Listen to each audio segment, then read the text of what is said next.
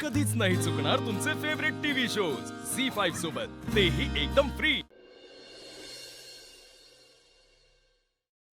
प्रिया मॅडमचा phone. Hello hello Paru, Pritam sir आहेत का तिथे? ते ते त्यांच्या खोलीत आहेत. आधी मला सांगा, तुम्ही कशा आहात? कशी असणार पारू? अगं मी सकाळपासून प्रीतम सरांना खूप फोन केलेत ग, पण असा एकही फोन उचलत नाहीयेत ते. बरे आहेत ना ते? प्रिया मॅडम, आता कशापायी त्रास होतोय तुम्हाला? तुम्ही दोघांनी मिळून तर तुमचे मार्ग वेगळे केलेत ना? पारू, प्रेम विसरणं एवढं सोपं असतं का ग?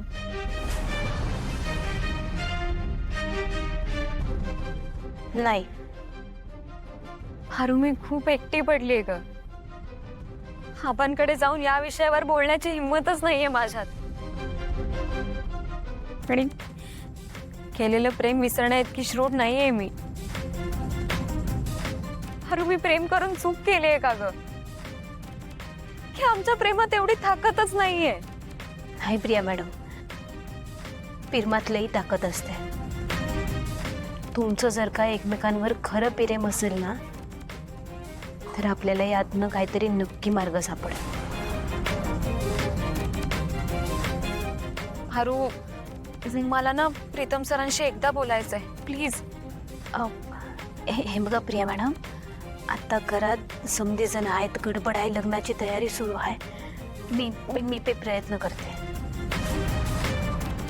पारू प्लीज, फक्त एकदा. मी जाऊन सांगते प्रीतम सरांना तुम्हाला फोन करायला.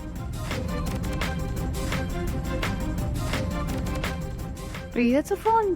अरे वा, आता ही बातमी जाऊन दिशाला सांगायला पाहिजे, कारण आता मला दिशाच्या गुडबुक्स मध्ये राहायचं ना.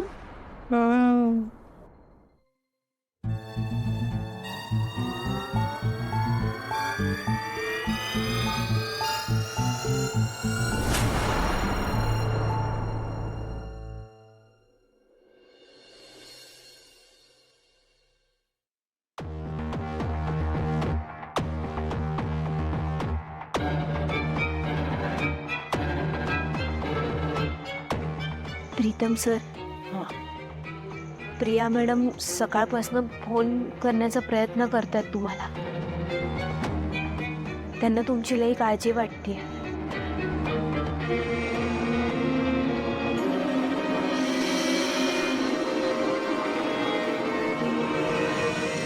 पारू, काय करू मी त्यांना फोन करून? परत त्यांच्या आठवणी येणार, त्यांनी जास्त त्रास होणार ग. त्यांच्याशिवाय जगणं ना म्हणजे डेथबेडवर असण्यासारखं आहे माझ्यासाठी. त्यांचा आवाज जरी ऐकला ना पारू, तरी माझ्याने कंट्रोल नाही होणार, म्हणून मी फोन उचलत नाहीये ग. सर,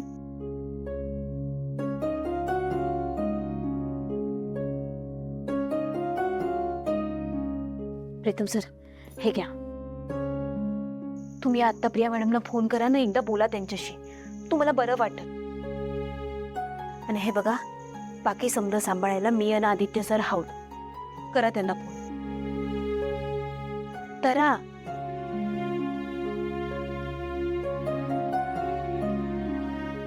बोलून घ्या. जादूगर, थँक्यू सो मच.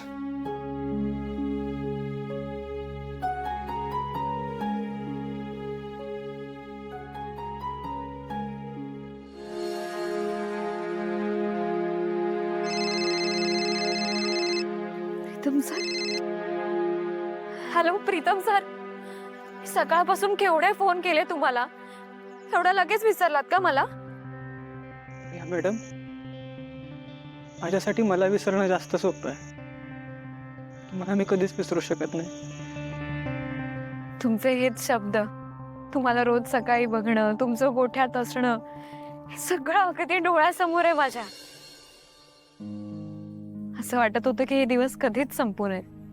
आठवणींचा सर्वात जास्त त्रास होतो प्रिया मॅडम, म्हणून फोन उचलत नव्हता. एवढ्या लगेच हार मानलीत प्रीतम सर? त्या रात्री आपण गोठ्यात बसून बघितलेल्या स्वप्नांचं काय? आजपर्यंत आपण एकमेकांना दिलेल्या वचनांचं काय? सगळं सगळं खोटं होतं का हो? की फक्त एक स्वप्न होतं? मॅडम, तुमच्या कुठल्याच प्रश्नांची उत्तरं नाही आहेत माझ्याकडे.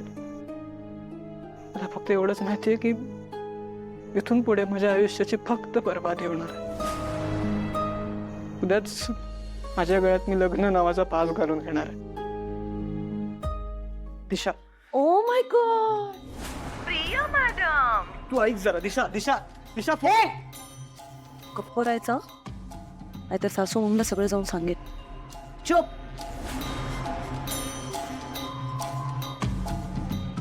प्रिया,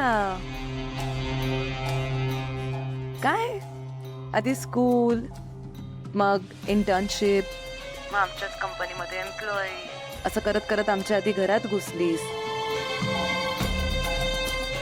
आणि नंतर काय, माझ्या होणाऱ्या नवऱ्याला स्वतःच्या जाळ्यात अडकवलंस.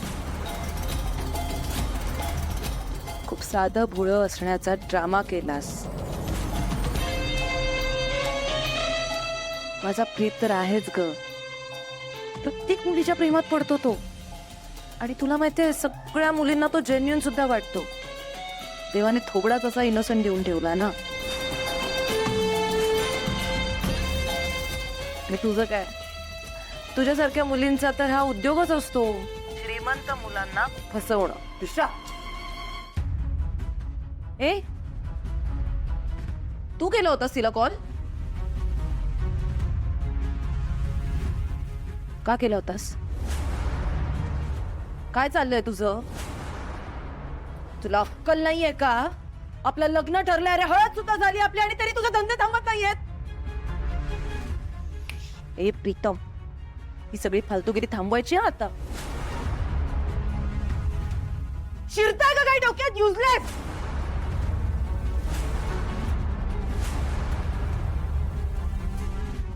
God, I am sorry Pritam.